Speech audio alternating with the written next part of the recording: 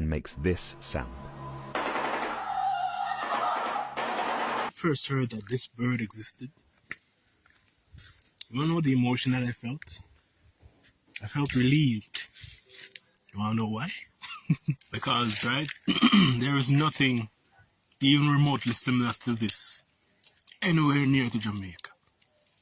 And I'm so glad.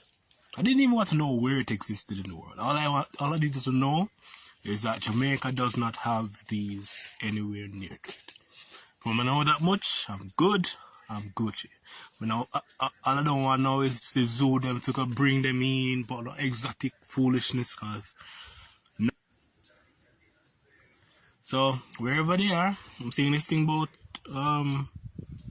maybe Africa or something like that. I don't care. I just don't want them anywhere near me. So yeah, I felt relieved.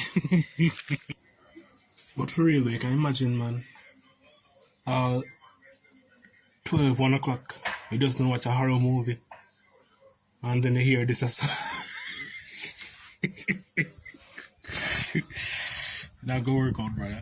No. Keep them with them there. Keep them with them there. Well, we do have this, but